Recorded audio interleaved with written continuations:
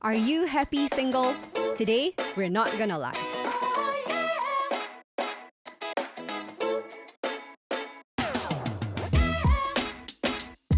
Hey everybody, welcome to a new episode of Not Gonna Lie. And today we are back with another episode on relationships because we know that you guys have been loving the content that we put out on relationships because everybody loves to talk about love, right? But today we're here with a slightly different angle. We're gonna be talking about singlehood today. So this is a topic that maybe is not talked about as much, or people maybe talk about it with a certain connotation, right? And today we want to talk about exploring singlehood. What are some of the struggles that come with it, some of the joys as well?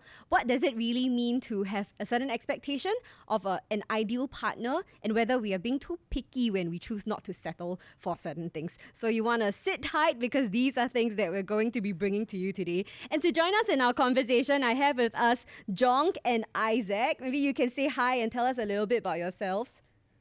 I am Joanne, also known as Jonk. Better known as Jonk, actually. Like, I still respond to Joanne. And I am 34 this year. Is there anything else I want to share about? Have you ever been in a relationship? I have, but a really short one. So, But I have been in many situationships, and I'm not proud of that, but just put it out there. Okay, we'll hear more about your stories as the podcast goes along. Yes. Okay, Isaac, what about you? Hi, my name is Isaac. I am 35 this year, which means I can buy my HGB. And yes, I've been in a couple of relationships in the past 20 years. 50 years. 50 years. 20 years. So to start things off, right, I want to ask the two of you, do you resonate with the phrase happy alone? Are you happy alone? She said just now. Yeah. So it's very funny because I knew it was going to come back and bite me, right? When I heard that the title was Happy Alone. I was like, what do you mean happy alone? Such an unhappy person.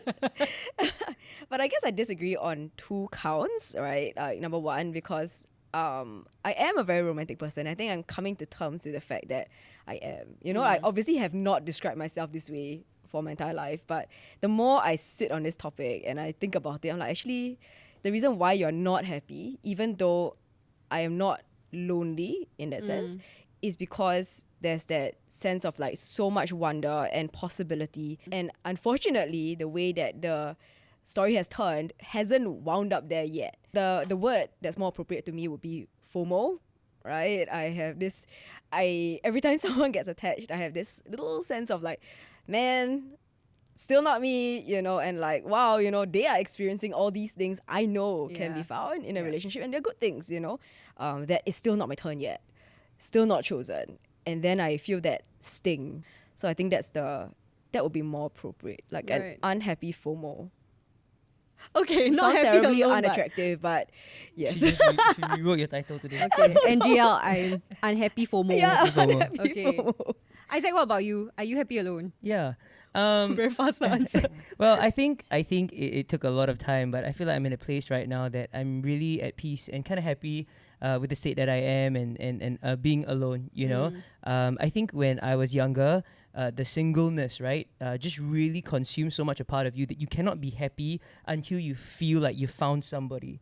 And then as you grow older, you kind of realize like, hey, the relationship status and that, you know, single or married or being attached does not dictate my life and the happiness of my life, but it takes some journeying to get through, you know. And so yes, I'm happy alone, meaning that as a single man, I am happy. I feel like I found my satisfaction and peace in other things, you know, and this doesn't no longer define me.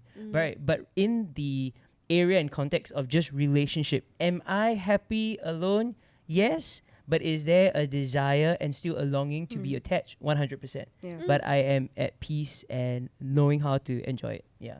Okay, so on that note, right, I think maybe we can go into our first question. So what to you guys, right, is a relationship? You know, what are you looking for when you think of wanting a relationship? What are some qualities perhaps in a person that you are kind of looking for as well?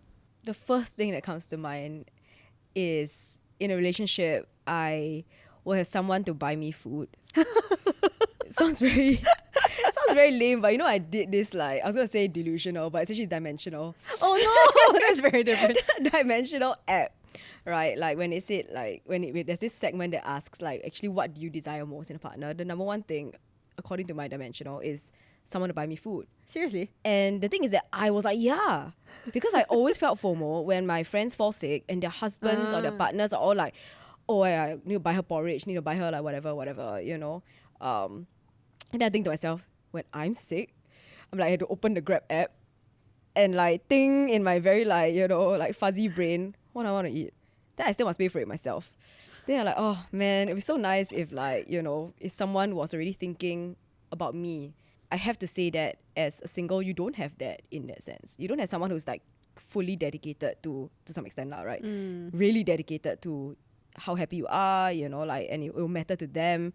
It's not quite the same as friendship. Yeah, Kind of like a person who always has you on their mind. yeah, is it? correct. So I think for me in a relationship, it would be that, you know, like someone who is committed to a certain degree, right? Even if not 100%, because it's a bit impossible. Still like more than the average friend. Yeah. You know? Maybe it's the Yeah. certainty that you matter the that certainty way to of like this somebody. person's got my back. Okay. You know, this person is there for me. Is fighting for me. I think that's a big one. Like above the food thing is someone fighting for me. Yeah.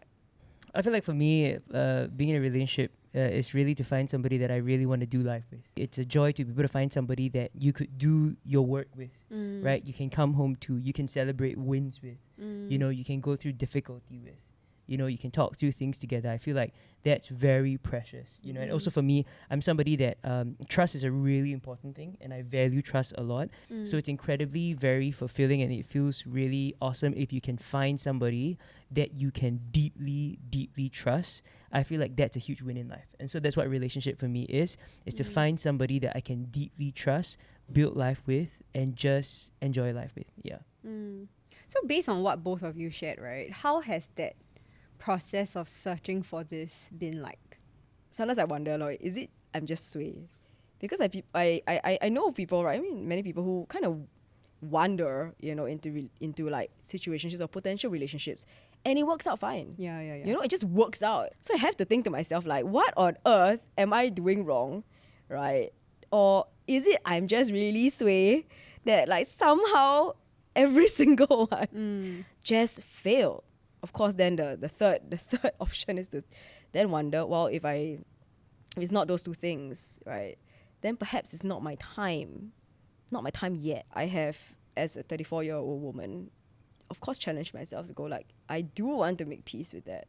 So for every time that feeling comes up of like, or like, they're like, oh yeah, I'm too old for this. But I am old enough to go and process it. I am old enough to go like, okay, we don't have to beat myself up over it, and I don't have to beat someone else up over it. Let's just go and do something that will make me better on the inside. And that is to deal with the bitterness that is there. When it doesn't work out. Yeah, when it doesn't work out. Yeah. I think for me, it's really the process is really a lot of self-reflection, you know, and just thinking a little bit about what is it that I want, what is it I'm looking for, you know, why are things working out, why are things not working out, you know, and really trying to consider and really actually having a deeper and better understanding of myself. There's so much in this journey that one has to really be prepared for. And so I'm just at a stage, for me, in my process and journey of figuring out this single stage, right? But even though I'm in that stage, some of the issues and some of the things are still linked to what actually even people who are married have to go through. Trust, security, awareness, reflection, forgiveness. These are all parts of things that is not exclusive to the single person, but to all people. For someone who's single like myself, a lot of the processing has to be quite internal and self-reflection. And I feel like that's even more important because when you're together with somebody and eventually when you get married, you are going to have this person in your face all the time, 24/7. And they're going to see every weakness and every good thing. You cannot lie. You know, as a single person, maybe at home, we can like, you know, be like frustrated all that, but we come up like, oh, hello. Oh, it's true. How are you? But when you are married, everything is seen. And the beautiful thing and why I desire marriage and why I desire to have somebody is because I feel like there is going to be so much growth, right? And when I say that, I know it's a lot of painful processing. You know, there's a lot of work to be done. It's very humbling. And so as a single person, as you get older, you have to watch yourself. Because if not, your own thoughts can just affirm yourself.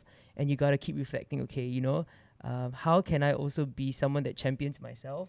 and how can I help myself to grow and self-reflect, have friends that are around and different people. So that for me is the process and the journey of like, relationship and all that. There's internal work to be done too for myself. Yeah.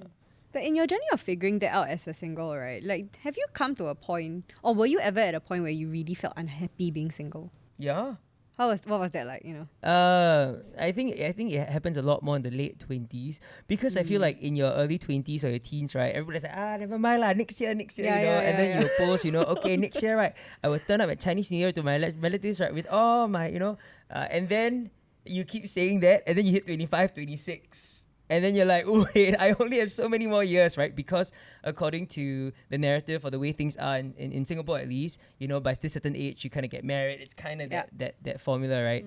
And then as you hit 27, 28, 29, people get around you get attached, right? You start going for weddings. People are like, applying for their BTO and all that. And then you're just going, oh no, maybe this is not going to be it anymore. And I think it hits you really hard in your late 20s. So I think when I hit my late 20s, there was a lot of issues with loneliness, right?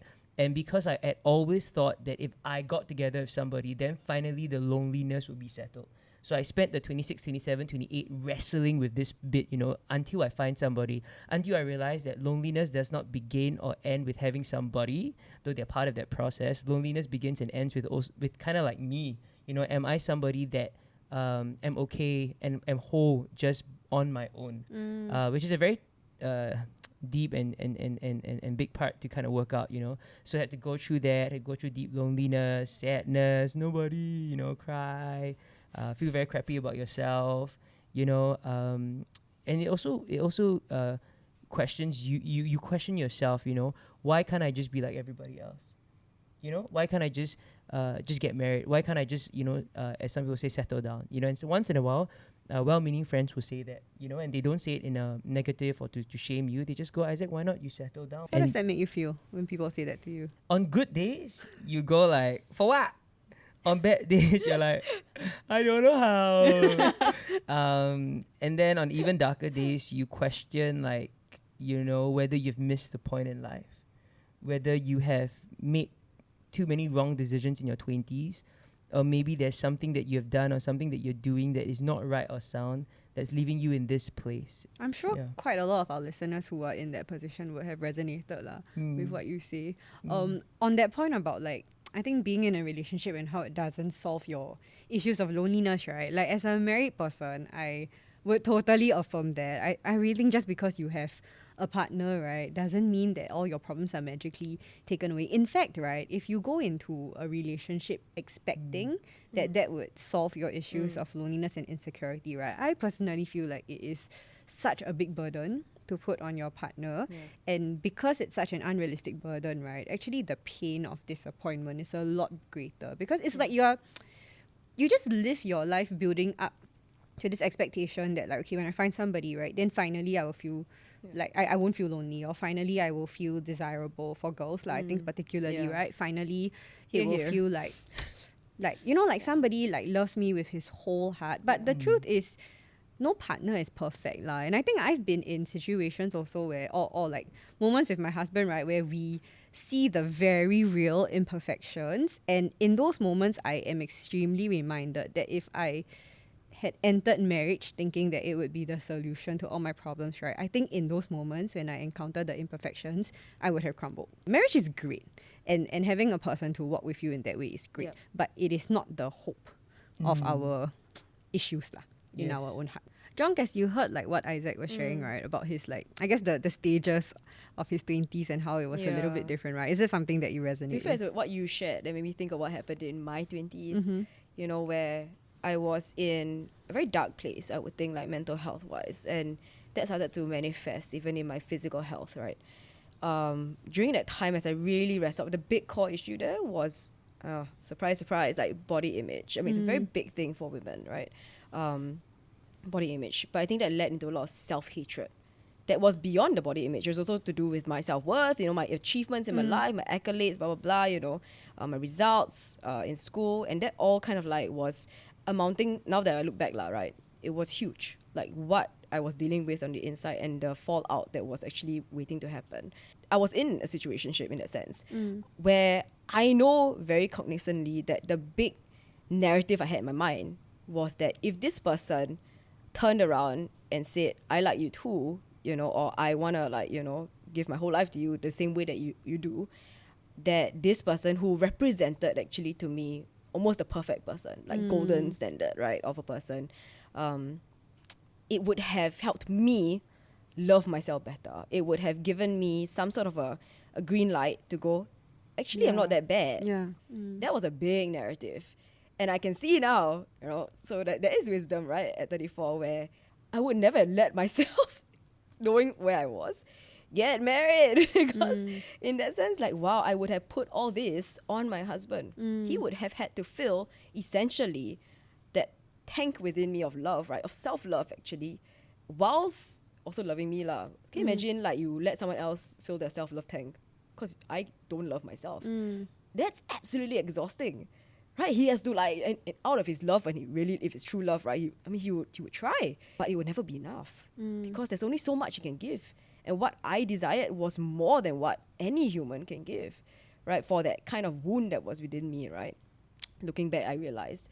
So I am thankful in some sense that I didn't get married in my 20s. I did not get married to that person, right? And now that I'm in my 30s, also, I think the bigger challenge is to not grow wary of marriage, because you're wiser for sure, in a good way. Yeah. For now, the next challenge of my 30s is to not just go, well, so many problems can exist in that. I'm such a screw up, I've got so many things I've witnessed myself to have, that maybe it's better if I don't have that person's stuff to deal with, and that person doesn't have my stuff to deal with, and then we end up missing the point of marriage in a bad way. What are some things that people have said to you guys regarding your singlehood? I'm sure people say many things, some well-intentioned, some maybe can be a bit insensitive, but what are some of these things that you've heard? You're too difficult, you're too picky, are you straight? Is it because you have all kinds of issues? Yeah, you're too driven, you're too focused on work, you don't know how to do friendships, you don't know how to do relationships. So I think that a lot of, sometimes people over glorify this status that you basically, if you have or don't have, then they dictate everything from that. They define you by your status. Have you ever considered actually whether there's some truth in that maybe you're a bit picky? This whole issue about pickiness, I mean, it's a word that we use, but what that really dives into, it's your standards. What is it that you want? What is it that you don't want? And to different people, different individuals will all have their own different standards. In some areas of your life that you find incredibly important, someone else will find not incredibly important, and therefore they call it out as picky. But then, as someone who receives that comment about being picky, it's not helpful to also blame someone else. It's just to listen and go, okay, let me sit down and process. Am I, having standards that are really a little bit too absurd? Yeah, I think for me, it's resonance. To some people, it might be really abstract. I think the resonance for me is finding or meeting somebody that I feel I'm ready and I want to give my whole life to, and I'm ready to sacrifice for. I feel like in my life, I know the beauty of sacrifice. I know what it. I feel like in all of us, there's this innate desire to love somebody and to give our lives to somebody. And I would do that for my family. I'll do that for friends. I'll do that for my staff, people in my company, staff. Not afraid to sacrifice, not afraid to lay down my life. But in the context of a life partner, I've yet to meet somebody that draws me to do that. And so even if all the values hit and all that, there's almost I guess the word that love to go, I want to sacrifice. I recognize that some of it grows with time. So to only act only when you feel it is not fair if you never gave opportunity to the friendship or relationship for it to experience that kind of love and sacrifice, But I know that I'm somebody that it doesn't take me a lot to fall in love with somebody. It doesn't take me a lot to really and so when I don't feel that, I would just keep things as it is. But the minute I do, and so for me, I haven't yet met someone that really resonate, and then the people that I have where I felt hey, you know what? I think I don't mind. I'm ready to lay down, my life and sacrifice and all that. Then we explore and we try, until I go, okay, there's some parts where I feel alignment-wise, it just no longer is there, So that's for me kind of what resonance is, And for me, I feel a lot of things once there is that love, right, and there's the willingness to sacrifice, I feel like a lot of pieces can be worked out. You know, I feel a lot of things in marriage is about working out. It's about compromise and all that. But if there is no love at the starting point of it, why would there even be a desire to compromise?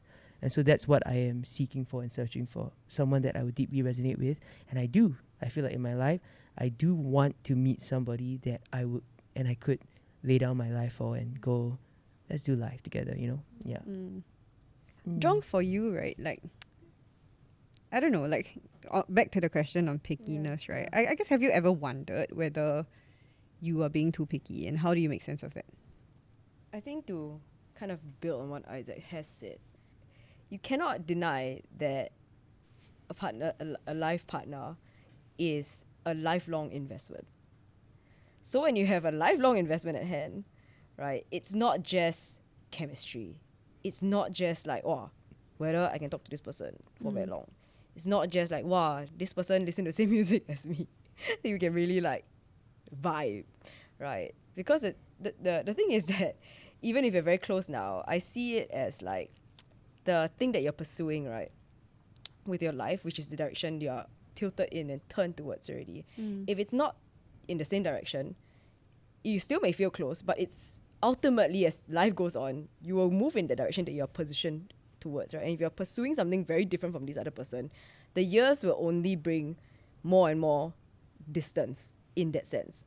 And that kind of distance in, let's say, a marriage, let's say you got married, right, when you felt very close, it's going to get, it's not going to like, you know, suddenly sort itself out. It's going to get more and more obvious, like, and then that's the pain. And I think when it comes to being here then at the start, you have to consider those things. And I think we have just simply, him with his resonance, me with, you know, my investment, you know, we use different words lah, you know, it's actually the same thing lah, right? Which is thinking a bit more long term. Yeah. I find your stand quite interesting because you are a romantic person. Yeah. And so like romantic people, I feel, tend to be more like, let's just try and see where this goes. I don't know, is there a tension in your heart where you're very romantic by nature, but actually the way you describe your decision-making process, it sounds quite like logical, rational, even to some degree pragmatic. I think your R word is resonance, right? My R word is romantic. I think it's because I understand also that we are all mixtures.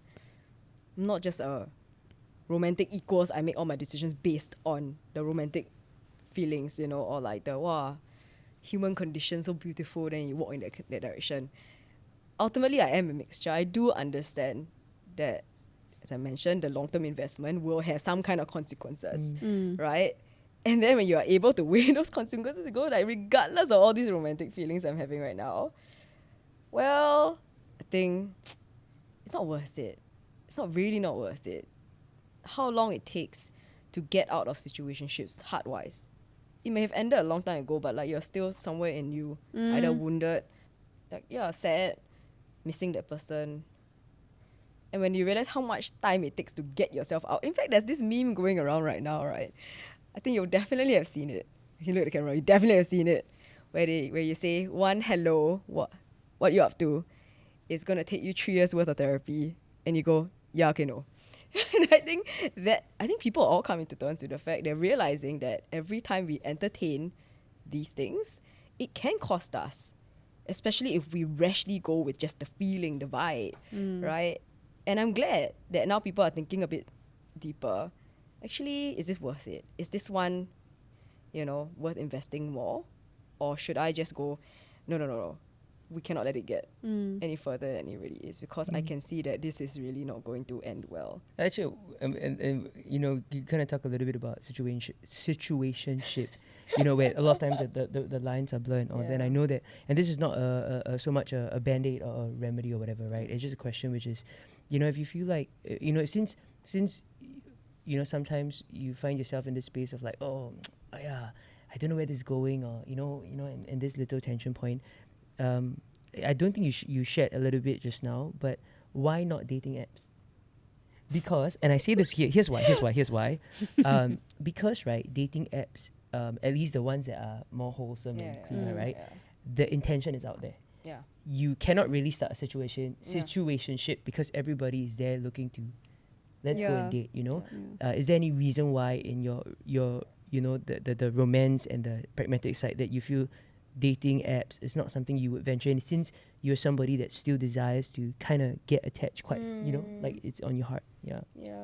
I mean, I have been on dating apps, right? And the funny thing was that as a copywriter by training, I found a lot more joy in trying to write my bio in a fantastic way than I did in actually having conversations that were like very dry and like, okay, not so sure where it is going, it's kind of boring, you know, and why am I even doing this to myself, you know? I think that's how it started, my dating app like journey. And then I realized that like as a romantic, this was extremely unromantic. Like me trying to make it happen. And that's just me. That's really, really on me. And so I don't look at my friends who have found their husbands, right, on dating as a goal, yours. Settle for less, man. You know, look at me still holding out. I don't, you know. I just go like, I tried it, I did. It doesn't work for you, lah. I did. It didn't work, you know. As in, not that it didn't work, you know. It's just that not your it kind of really thing. didn't. It didn't vibe. And I think, and I've told my friends that, and I love them, right? I love how they just say, and that's fine. And that's fine. The same way that if you just say, you know, I have no resonance, that's fine. Even if I will say, because a long line of girls like waiting, and they say, oh, I want to find someone. Well, why you find what? They need glasses or what? There's so many women here, so many good women, you know, whom you can consider, for example. Like in that sense, when you say, I just have not found one, that's also fair. And if I say, I just have not resonated with dating apps, that's also fair. Because the truth is, it's not like I'm shutting everyone out, you know. I mean, I am still, you know, like connecting with people, connecting with lots of people. It just the page just did not turn. And as I mentioned, then okay, let's think about why the page didn't turn. What is on this page right now? Can we sit on this page and read it, live it fully, appreciate it for how it's been written, rather than keep on trying to turn the page because you don't really like how the page doesn't make you look like everybody else and it's a bit uncomfortable. I have literally married off all my crushes. It's so weird. I've been to some of the weddings, but there is still hope in that sense that it still can. Yeah, and I think that comes with the healing of my heart as well, my body image and my self-image, right?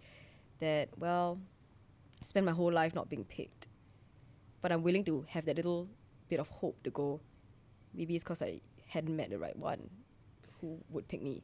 What gives you that hope though, as somebody that has gone through it so many times? I mean, it's much easier to not hope anymore, I know, right? Yeah, so I why ask do you myself still this all feel the like time? Like, why do I keep hoping?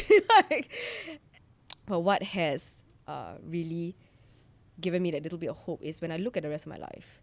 I mentioned I write, you know, I work closely with young people, you know, I speak also, and I love giving in that sense, you know, to mentoring people, helping them find their way, organizing dinner parties. I just love bringing people together and helping people find some sort of light, you know, in whatever situation they're in.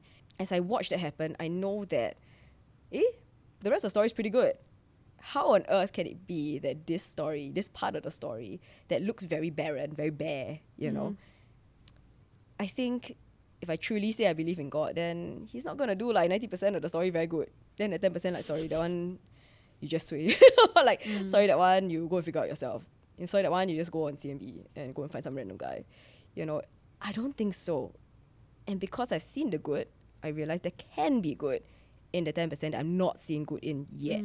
So I may be an unhappy FOMO, but the truth is that I am a happy person. what do you think are some like helpful or unhelpful things that people around you have said to you or done in your singlehood? I answer the short one first, which is stop sending us 10 reasons why you're single. People send you that? Of course lah. I mean, like, they're very like hot topics, right? Like, as in like the articles that do very well, like listicles number one, obviously, because it's a listicle. Or it could be also quite Christianese of like 10 ways to embrace your singleness. That kind also I don't like. Like, can we stop sending us like anything to do with that? You know, we think we sound very good and encouraging, but actually you're just making things you're actually not moving things forward. You're not pushing the needle on redefining things for people to help them actually feel okay, regardless of their status, and to realize that they are okay and they are more than anything that society tells them they are based on, like, you know, whether you got a ring on your finger, someone who loves you, someone buy you food, right? We're not. We're perpetuating it, strangely, by making more of these encouragement videos. But I guess I just feel deeply.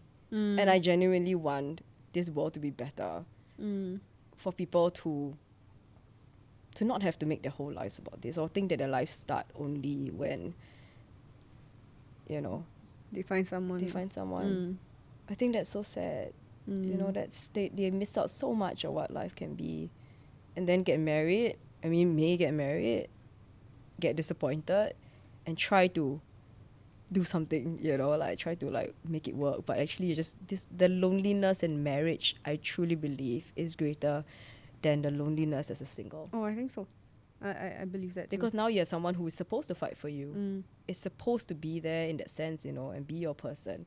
And when that person cannot live up to that, and nobody will, right? Nobody can 100% live up to that. Wow, like, you know, only in movies lah, then we have that, you know, that image. Then that loneliness is greater. Either that or it affirms the fact that there's something about you that is so inherently unlovable that even after you find this person, this person cannot love you. Yeah, which is quite damaging, actually. It's really damaging. For you, do you think that what are some helpful or unhelpful things people do? I feel like I think sometimes we don't really know how to celebrate people who are single, or we don't know how to journey with people who are single. I think a lot of times the conversation with single people is always about like, hey, I know this girl, hey, I know this person, hey, I know that. And I'm not complaining about that per se, but sometimes it's just good to remember that the single friend that you have is more than just his singleness, you know, and you can hang out with him or hang out with her without always having to broach the topic about, I know this dude, I know this girl, even though it's out of well-meaning intention. And I just feel like it's just important to have conversations outside of this area, you know, or even when you approach this area, don't feel the need to always get this person attached. But I mean, ask a friend, like maybe the friend really likes it, so that's great, you know. So I think that's important. I feel like especially, I mean, for us, you know, for myself, I'm Christian, especially in the Christian circle, right? The marriage thing is really, really big piece. So that's always brought up. It's always brought up to the forefront. It's always brought up.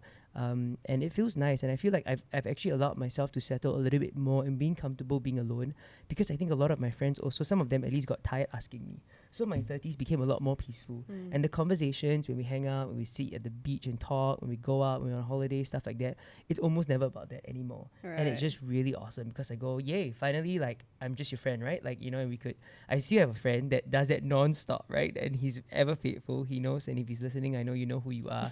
Every single situation. But it's so funny for me. I just treat that a bit like a joke, you know? And like, bro, just stop. You know, the minute I just say like, hey, I'm going out, he's like, with who? And I'm like, bro, I'm 35. We are not like 18 anymore, you know?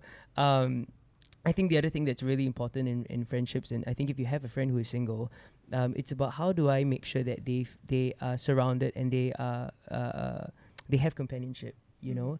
For myself, I have a lot of friends and different people that eventually they get attached, you know, and they kind of move off to do their own thing. And I think as a single person, you also have to go and process that, and you have to learn to let go, and you have to learn to go, okay, this friendship is kind of over in terms of how it used to be. And the form of it. I think all of us have to experience that, right? You kind of face a little bit of that when you leave secondary school. You kind of face a little bit of that when you leave uni, when you get into a new job, and things change. And marriage is actually a huge piece where friendships are no longer just the same. But there are some really special friendships that will evolve with the time. And I feel like for single people, because the huge portion about singleness really looms over our head, sometimes regular issues appears as if it's because I'm single, and actually it's nothing to do with you're single. It's issues that everybody face. But because you're always having the single thing at the forefront, you therefore feel like every issue today stems from the fact that I couldn't find someone, I didn't have someone, and therefore I am the way I am. And it's not true. Example, if you feel sad and lonely, it may not stem from relationship.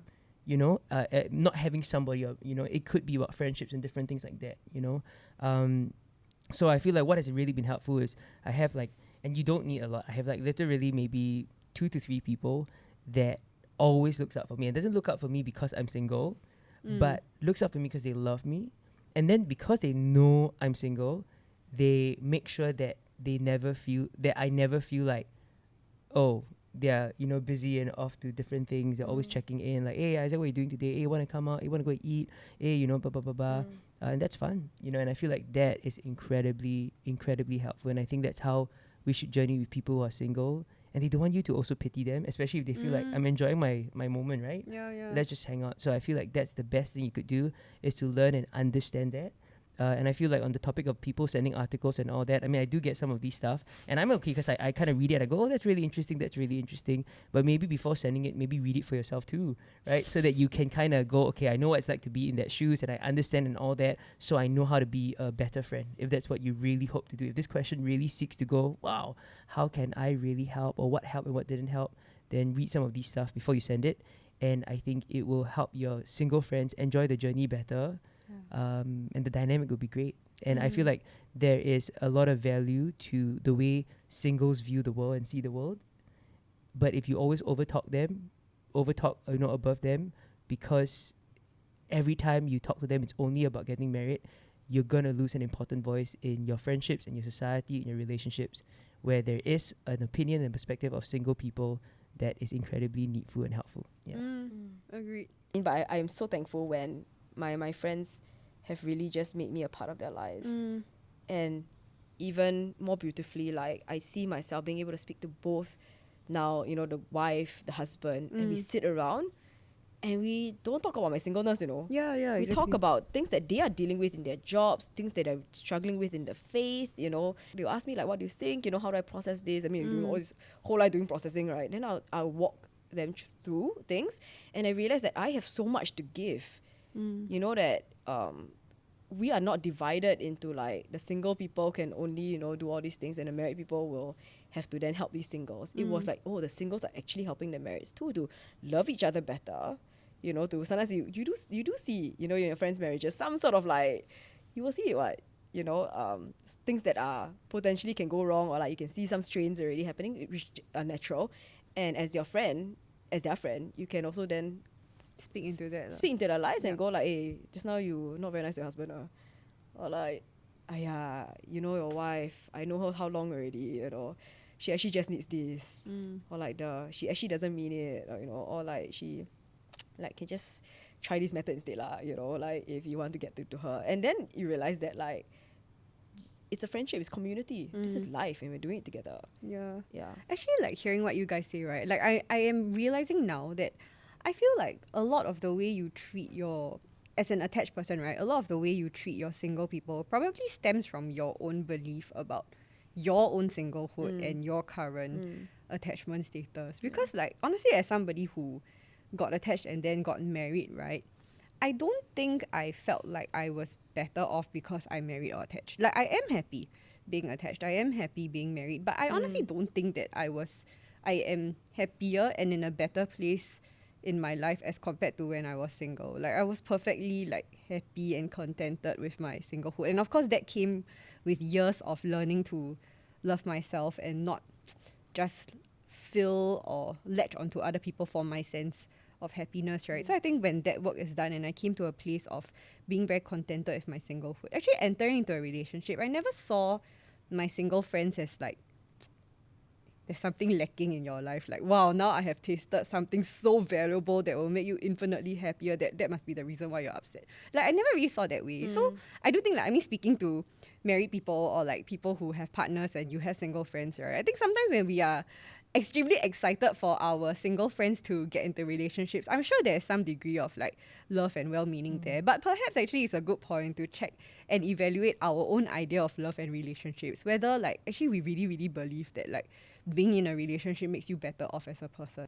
Okay, so I think we've, like, talked about quite a lot of different things in this episode, and I feel like for our listeners who are perhaps struggling or dealing with some sense of singleness, they would have resonated a lot, resonance with what you guys have shared. I guess as we come to the end of the episode, right, is there any, like, parting words or advice you might want to leave with our listeners?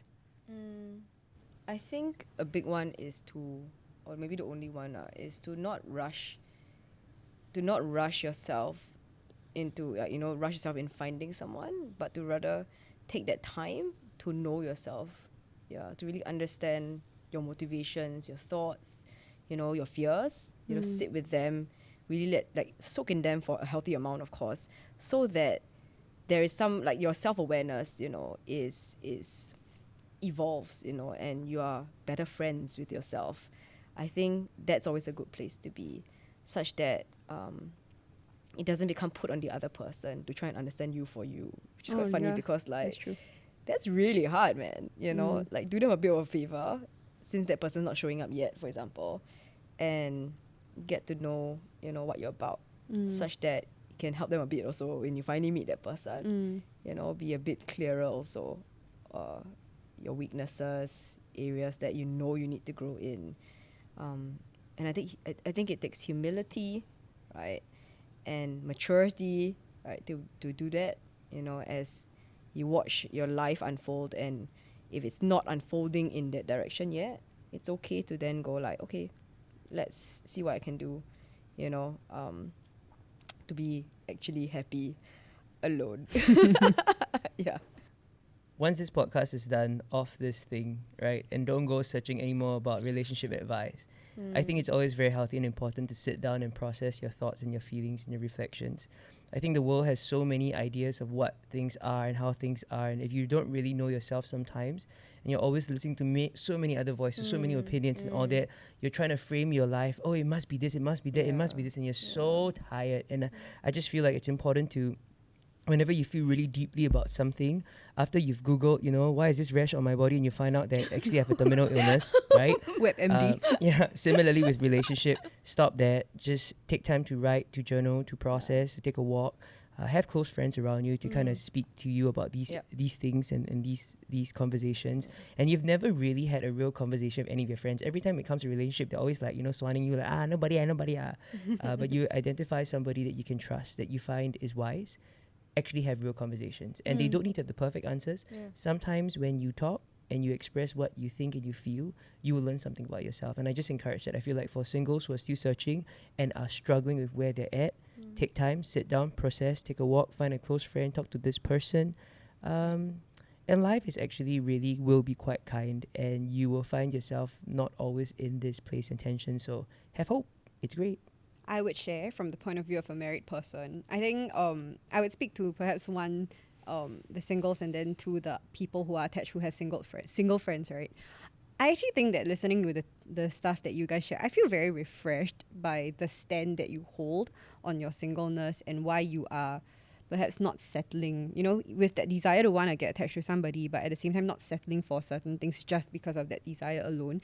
And what I would say to our listeners who are single, right, actually is if there is some personally thought out reason or intentionality to why you are currently single, perhaps because it is a season you are in your life, or because there are certain things that you firmly believe you want to find in a partner and you just haven't found that person yet, be unapologetic about it. I don't think that you need to keep defending your position to people around you who keep asking you why you're single. If there is actually a reason and you are at peace with that, right, I would say go ahead lah.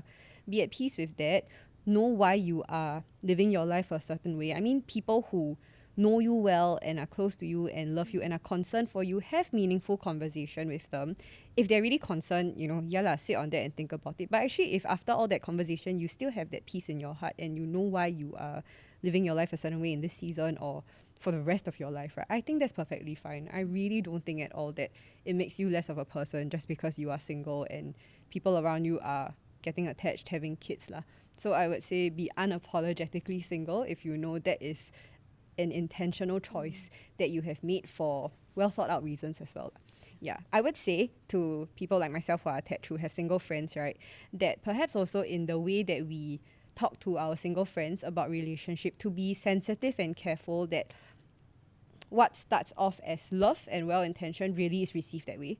Because I think there are times where out of good intentions or desire for our friends to be happy and to find somebody who loves them, right, it can come across in a way that makes the person actually feel singled out or makes the person feel like, hey, actually there's something wrong with me or something wrong about the way I'm living my life lah. So I would say actually for myself also, I would want to consider more lah, like in the way I talk to my friends about it, how can I be more thoughtful? How can I be more aware of the real feelings that they may have about their singlehood so that I'm able to adjust the way I speak to them or even give them advice on it. I think I don't want to be so obnoxious lah to tell them, I think this is how you should put yourself out there, this is how you should live your life. You should just go and meet new people. If they're just not in a season where they want to be on dating apps, they want to get to know new people, then respect that, but also offer them that support and friendship as you go through that. Yeah, so I really, really enjoyed this conversation because I think hearing you guys share from your own life experiences brought a lot of freshness to this topic of singleness. So we hope that you guys also enjoyed our content, and we hope that you connected with what Isaac and Jonk shared as well. And so with that, we've come to the end of our episode for today. If you like this episode, you can give us a like, you can share this with your friends who may resonate with this content as well, and you can subscribe to our YouTube channel. You can find us on Instagram and TikTok at ngl.people. We also have a Telegram group where we have more conversations about topics that are coming up, about discussions that we would like to have, and you can always find us there as you wait for our next episode. So you can find our content on YouTube, on Spotify, on Apple, and until next time, we'll see you again. Bye!